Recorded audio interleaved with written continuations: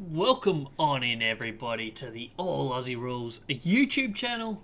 This is our North Melbourne 2024 review. Their season came to an end on the weekend. With every club, we're running through their season as they get knocked out. Obviously, North Melbourne finished 17th on the ladder this year. They didn't have a great year, but we'll have a look through some of the numbers, all the stats, and just what we think of North Melbourne and whereabouts they are at the moment. As always, don't forget to like, comment, subscribe. Let me know in the comments what you think of North Melbourne's season and what you expect from them next year. Are they going to get above 16th on the ladder? Let me know in the comments. Also, don't forget that the podcast comes out every Monday and Friday on Spotify and YouTube, so go give them a look. And there's plenty of social media content, especially at the moment, but Twitter, Facebook, Instagram, TikTok, so check it all out. This is our second team. We did Richmond yesterday, so go check Richmond's review out. Let's jump straight into North Melbourne and have a look at what they did. As we discussed, they finished 17th on the ladder, 3 wins, 20 losses. Another relatively unsuccessful year for the Kangaroos, but it could have been worse.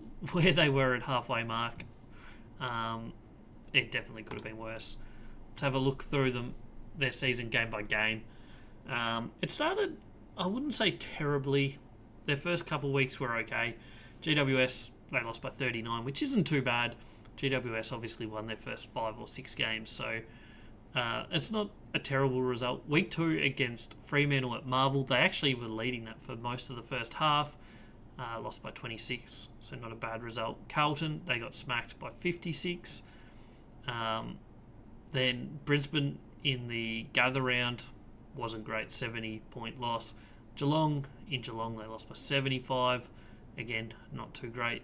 Then they had Hawthorn. They were the only 2 teams that hadn't won a game at this point. They gave Hawthorn their first win, and then from then on, Hawthorn have just skyrocketed, and North Melbourne have just petered out. They lost that by 45. Then they went down to Hobart, lost by 57 points to the Crows. Followed that up with a loss to the Saints.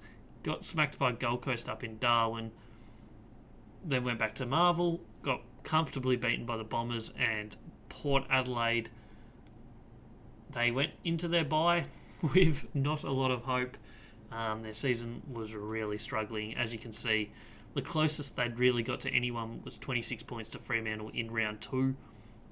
Outside of that, a lot of very comfortable losses. But it all turned around when they came back from the bye. As you can quite easily see, they won the first one against West Coast over in the West, so a really good win, that one. Should have beaten Collingwood, only lost by a point. They were 9 goals up, a little bit unlucky in the end, but they lost that one by a point. Then the next week they had a chance again, only lost by 3 points. Then they took the Doggies to the wire, only lost by 17.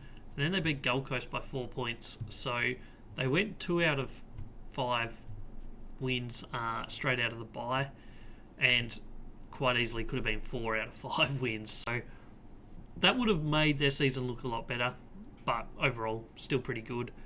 They then had Sydney at the SCG and got kind of thrashed in that one, which, I mean, it's Sydney. They won the minor premiership, so it's not terrible. Carlton only beat them by 19 points, so another decent game there. Geelong, once again, were in the game reasonably well, only lost by 40, so solid. They then beat the Tigers by 13 at Marvel Stadium. As I kind of said in the Richmond one, I reckon if it was at the MCG, maybe the result would have been reversed. But it is what it is. They then lost by 5 points to the Eagles down at Blundstone. They looked like they had that game sewn up, but conceded 3 late goals and lost it.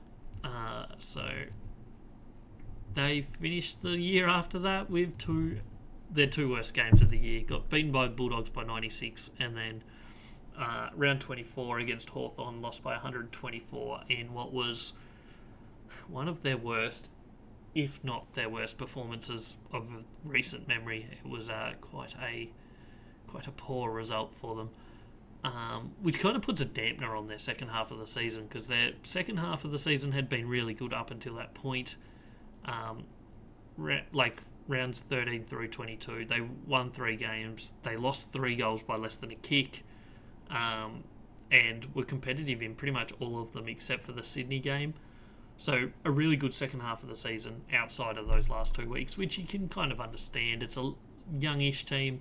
It's a long season. And what have you got to play for in those last couple of weeks? I guess their careers and stuff, but you can kind of understand why they fell apart, I guess, in those last 2 weeks, and they're against 2 of the form teams of the competition this year. So this is a look at their last 3 years. As you can see, not great reading for anyone. 2022, 2 wins, finished wooden spoon, and then 23 and 24, they've only won 3 games of each of those seasons, finished 17th on the ladder both times. Scored less this year, conceded more, so it's not a positive sign that both offense went backwards and defense went backwards. And I think we'll see that as we go through some more of the stats that kind of happened across the board. Used a few less players than last year. 39 is probably about the slightly above AFL average, but much more like a normal number. 43 last year was a huge amount of players used.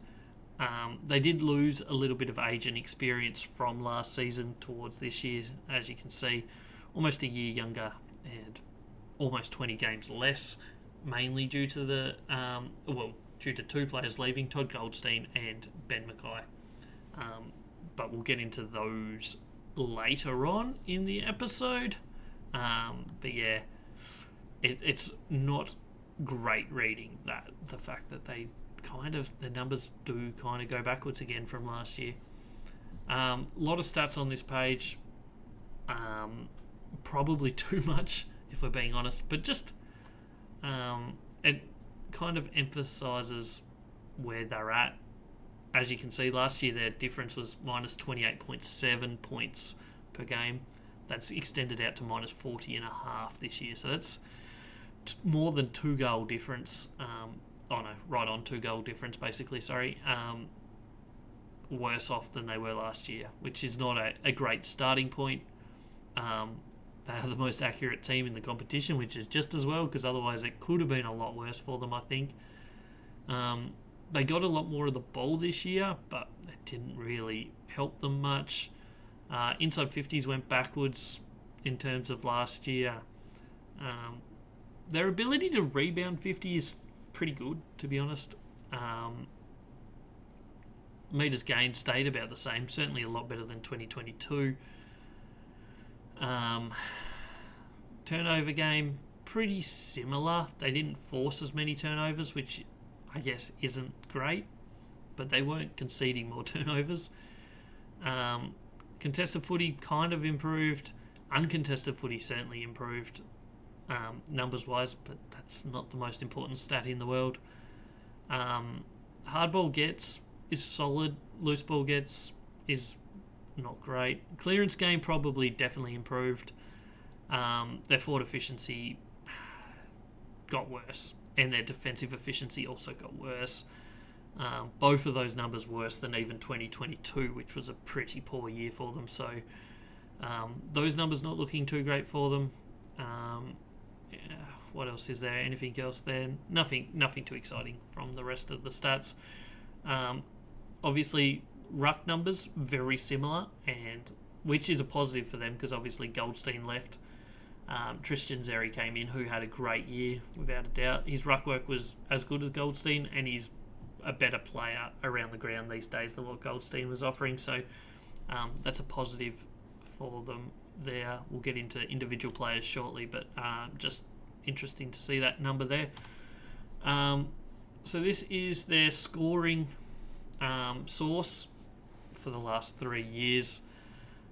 Interesting to note that their ability to concede from stoppages got worse. Went from 35.8 last year up to 43.6 points per game that they're conceding from stoppages, which is quite a lot. Turnovers, pretty much all the other areas, like kick-ins and turnovers, stayed relatively similar in terms of plus minus, but it's mainly their ability to defend the stoppages this year. Scoring from stoppages was really, really dropped off, and that's their main issue, I think. And then in terms of defensive half, forward half numbers, slightly worse across the board, but not terrible. Centre bounce, they scored a little bit more, an extra 2 points per game, but they conceded an extra 4.5 points. So scoring in their games at least was up from centre bounce compared to last year. Now we'll have a look at some of the players. These are key players to miss 5+ games this year. Griffin Logue, I don't know if he is one of their best players. Well, he's not one of their best players. Is he in their best 23? Possibly. But he basically didn't play this year. He missed 21 games. Will Phillips, he missed 12. Colby McKercher missed 7. Liam Shields, who is now retired, missed 6. Joyce Simpkin, their captain, missed 5.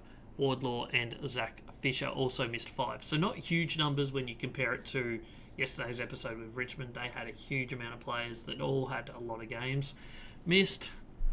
Not positive sign that there's only this amount on there, but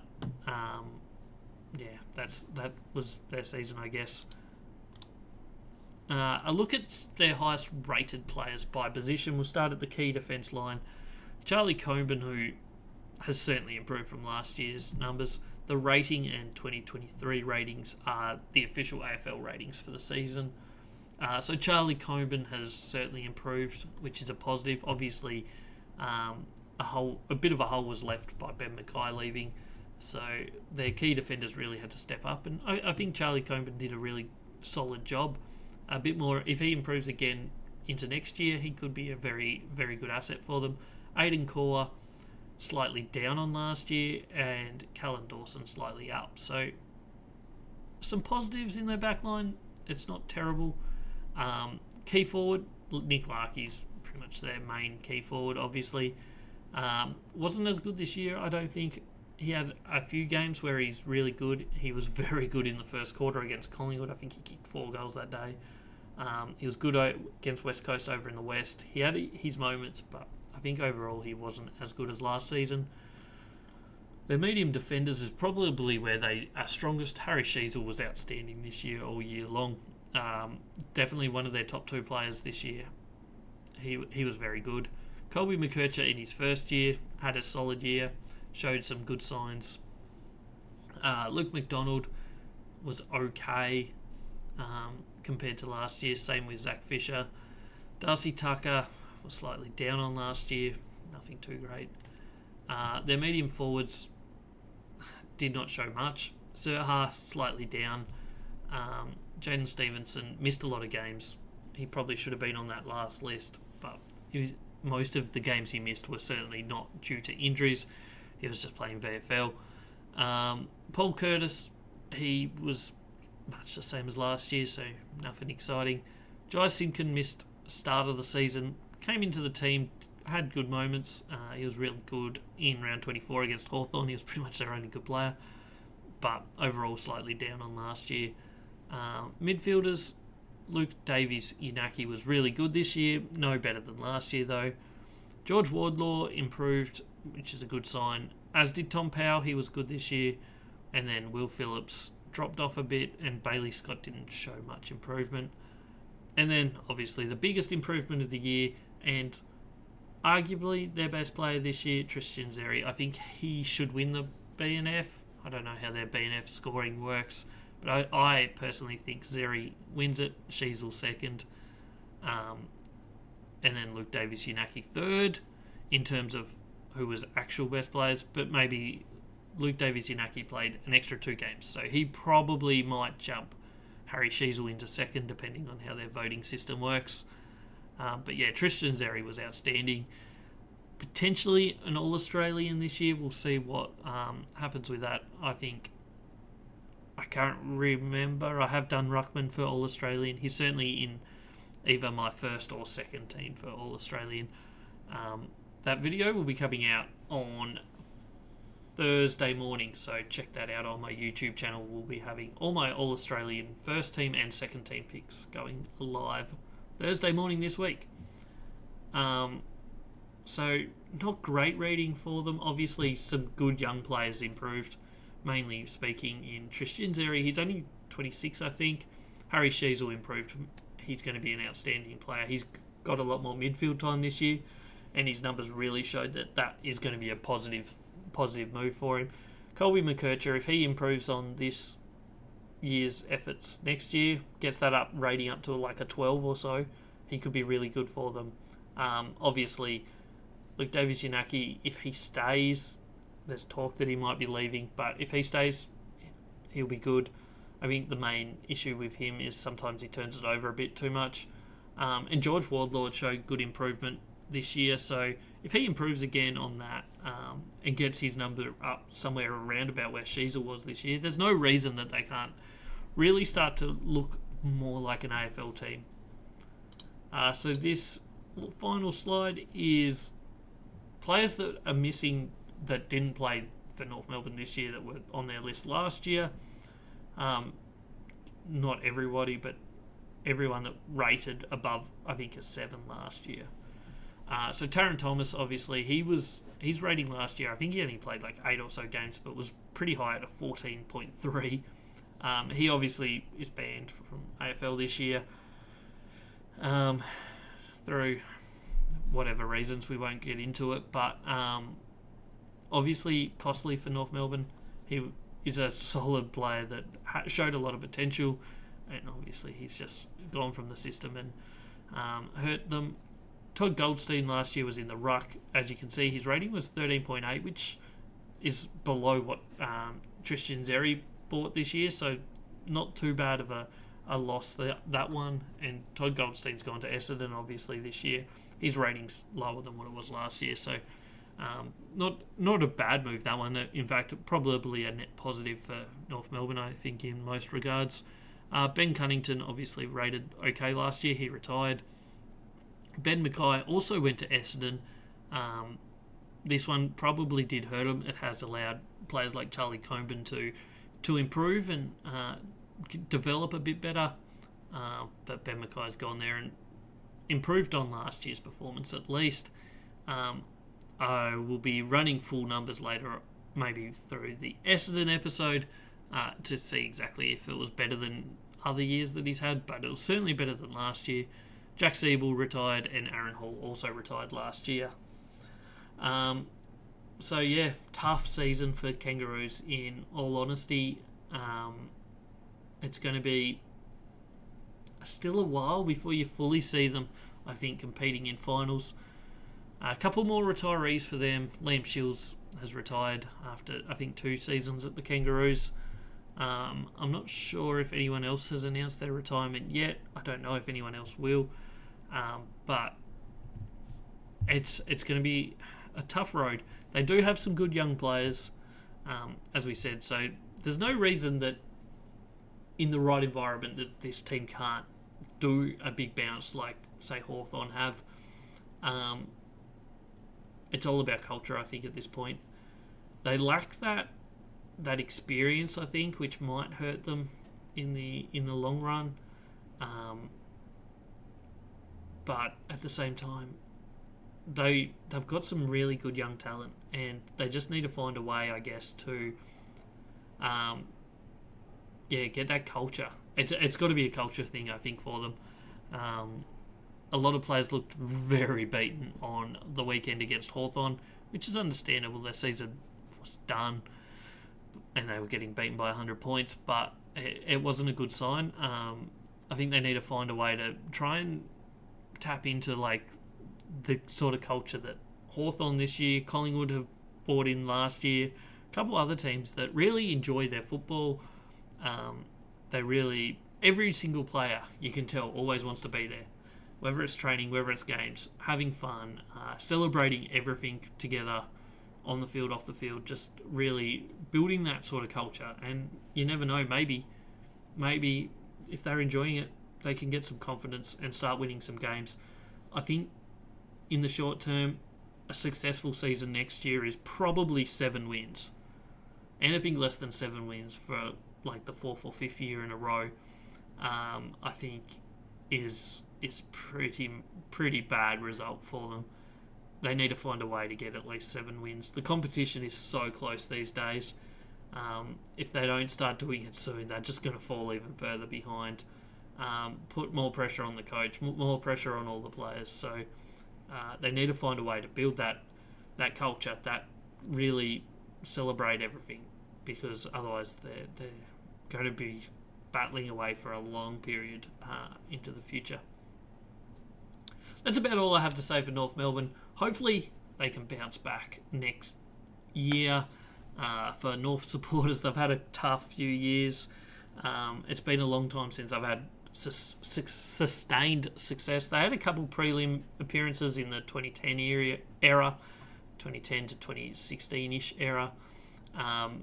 But they haven't had a grand final appearance since 1999. And they've been down the bottom quite a few years in that period. So they really need to find a way to get going again. Whether that's bringing in some mid-range experienced players in that like 27 to 30 age bracket, I don't know. But they do need to find a way to start progressing up the ladder. That's everything I have for you on the North Melbourne Football Club. Plenty more content coming out on YouTube this week, next week. I'm pretty sure there's going to be an upload every day for the next 2.5 weeks. We're going through every team that's been eliminated so far, plus extra videos in the normal podcast that go on Spotify and YouTube. And also AFLW content starts this week. And don't forget, tomorrow there will be the All-Australian selection video. So I'll be doing my All-Australian Team 1 and 2. So check all that out. Thanks for tuning in. Don't forget to like, comment, subscribe. I'm Jay. This is All Aussie Rules Football. And I'll see you on the next one.